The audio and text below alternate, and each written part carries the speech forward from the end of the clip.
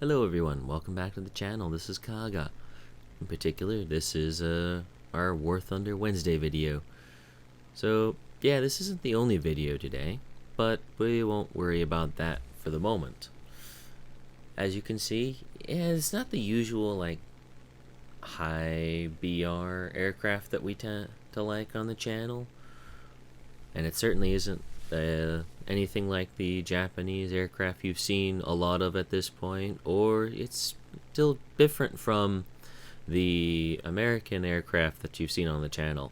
That's right, this is the British, well, it's not really British, it's one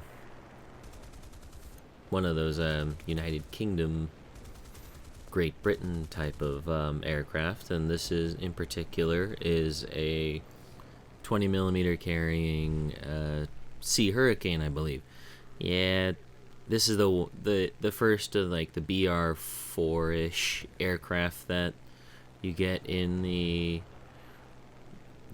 English tech tree. I'm gonna keep doing this whole like, is it the United Kingdom, Great Britain, or England? It's kind of hard to say. So we go ahead, we'll shred that guy's wing, do an interesting double kill on those ground targets with the 20mm that we have loaded into this aircraft, and try to do some low altitude stuff here, try to gain some altitude, turn off a little bit here, put a little too much roll, come up here, level off, and BAM!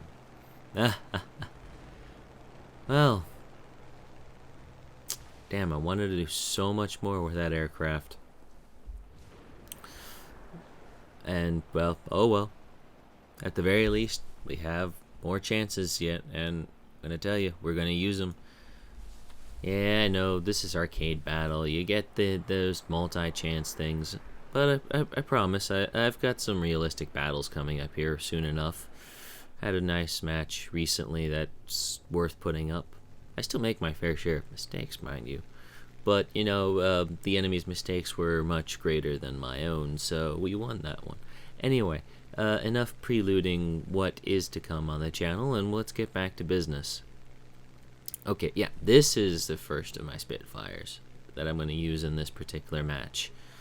And you have this tendency in rank 1 British aircraft. You have all of these 7.7mm, I believe it's 7.7mm, yeah, I think it's 7.7mm machine guns that just bristle on the wings, and you don't have a lot like the 12.7mm and even the 20mm that some of the countries get. It makes up for itself in just sheer volume of fire. But when you get into rank 2, that's not necessarily an advantage. You know, there's just not enough destructive power in all of these shells. The aircraft move faster in relationship to one another, and the net result is you just don't get as much burst mass into target as you would otherwise. And while it certainly isn't always an issue, I mean, you can really wreck modules with these guns, but by the same time, I've wrecked this guy's engine. He's got oil leaking all over it, and it's burning to make that black smoke. The radiator has been punctured, and it's leaking that steam that you see there. It's just not putting him down. If I had been using any American aircraft with 12.7mm, or should I say 50 calibers, or the Japanese and German aircraft with 20 mils, or heaven forbid one of those like mighty motor gun sniping things like the Cobras, or some of the Yak series with those ridiculous 37mm sniping cannons. Ugh. Anyway, it's just one of those, the rounds that connect, just, it's rather underwhelming. So you're down to a bit of luck, where you can place the shot to give it the best chance to knock something out, and generally hoping the enemy makes more mistakes than you do. Now, Yeah, you're seeing us do these funky acrobatics in here, and that's because arcade battles are arcade battles. I personally am quite fond of using the arcade battles to grind through some of the experience, because there are some aircraft that, you know, quite frankly, I find them difficult to use in realistic battle without the offensive ammunition belts researched. So I use these to. Well, I don't use these to. I use the arcade battles to help in that and try to get some of that basic research done. It's painful to do that. It really is, because a good round in realistic battle will net you the amount of research that you'd get from, say, almost half a dozen good, quote unquote, good matches for a arcade battle. So it's just it's less efficient, and you're gonna see me. Yep, Jingles landing confirmed. Oh boy. I think we still managed to get the point there, but yeah, you got to be careful with the British aircraft, because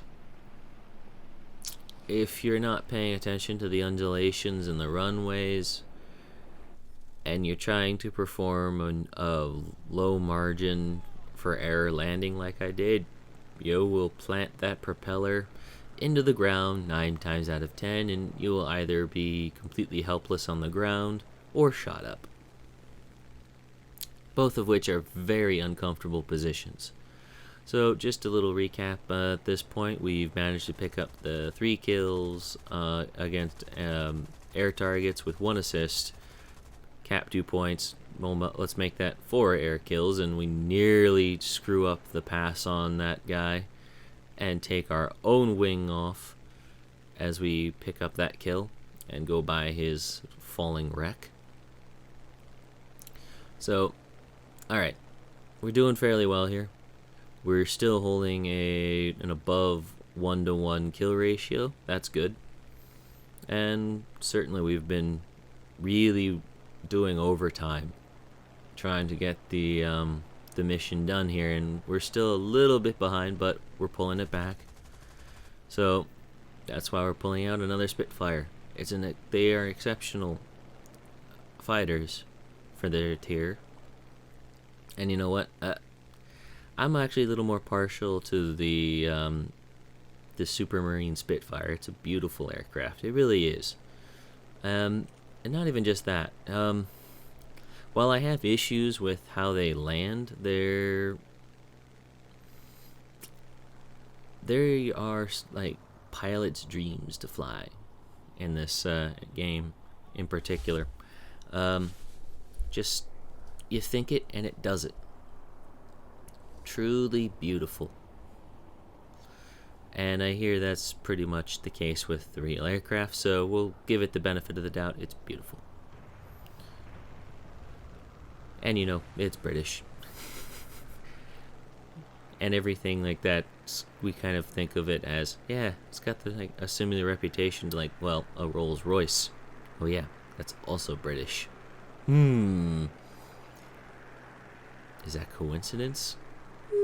Maybe. Maybe not. But yeah, I have to admit, I haven't gotten to the Typhoon or some of the more interesting aircraft at rank 3, but that's because trying to make that final push up the Japanese tech tree in War Thunder, so it's finding all the time to get up there. It's just taking time. Problems of not being a premium player, I know. So again, and just sit down and talk about why I do some of the things I have done to this point, particularly with that fighter before this one. And damn, that was a lot of belts to put into that P-38. That was a lot of ammo. Um, that's just one of those things that when it comes to your survivability, the best thing you can do is give the enemy the least opportunity to shoot you. Now, you saw me do some unusual things, and you're seeing my enemies not mimic them. One of those things that I like to do is that when I know I'm about to come under attack, is I turn straight at my attacker and then try to blow past them. Now, yeah, I'm going to be exposing myself to return fire potentially, but the length of time with which I will be exposed is significantly less than I would have to endure if I turn the other way. It's several seconds less, as a matter of fact. And if you think about it, with most of these aircraft, they're slinging anywhere between 4 and 12 machine guns with, well, and or cannons, depending on their configuration. And we'll take a stab that they can average about 500 rounds a minute. I think you can do the math on that, what that means if the longer you stay in the kill zone, what that does for your chances of survival. Generally speaking, it's a bad idea to linger there.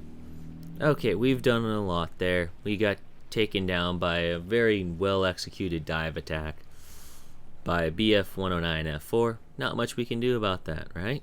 Okay, we're gonna hop back up in another Sea Hurricane here. This one's got the 7.7 millimeters attached to it rather than 20 mils, which makes me a little sad, you know.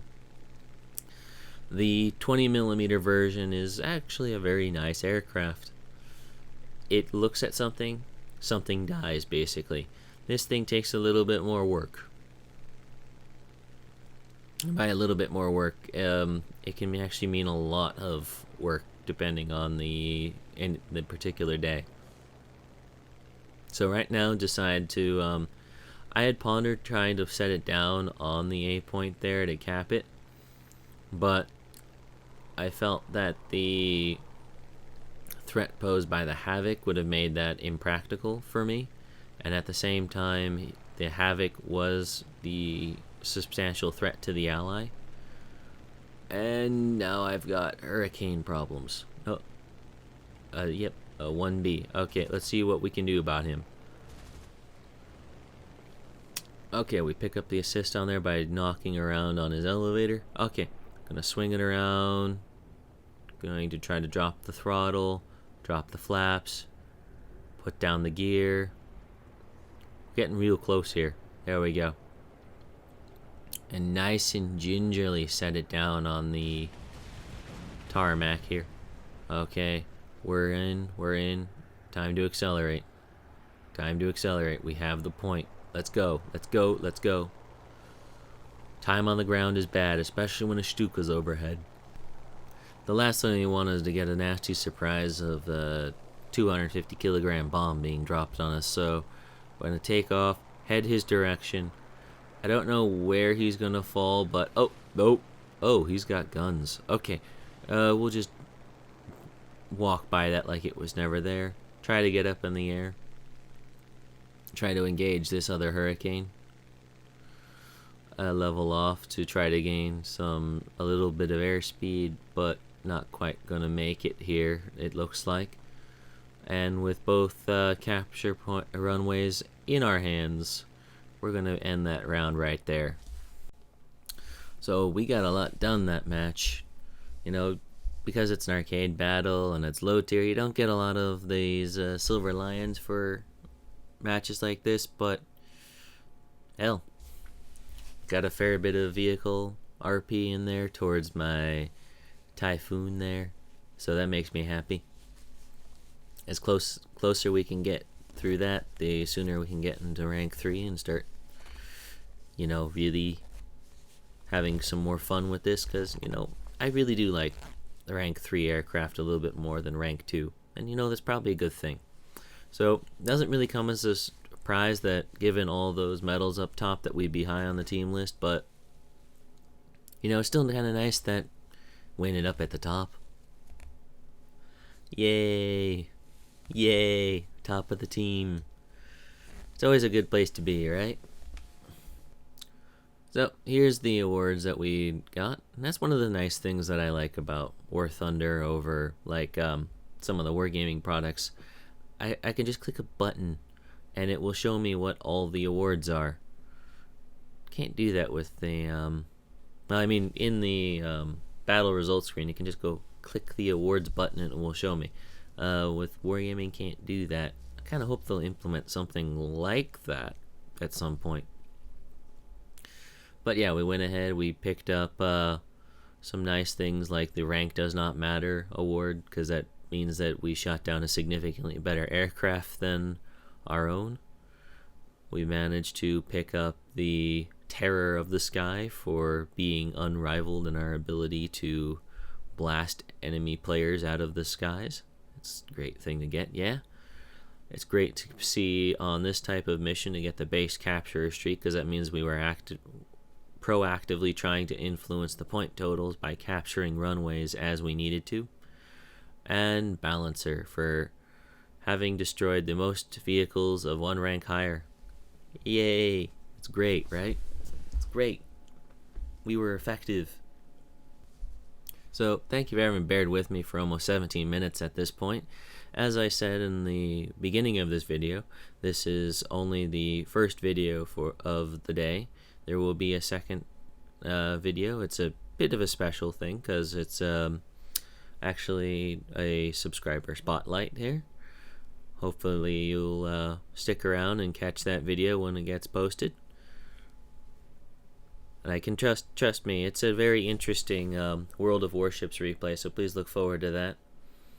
The link will be in the video box down below if I haven't already put in a card in the video by that time.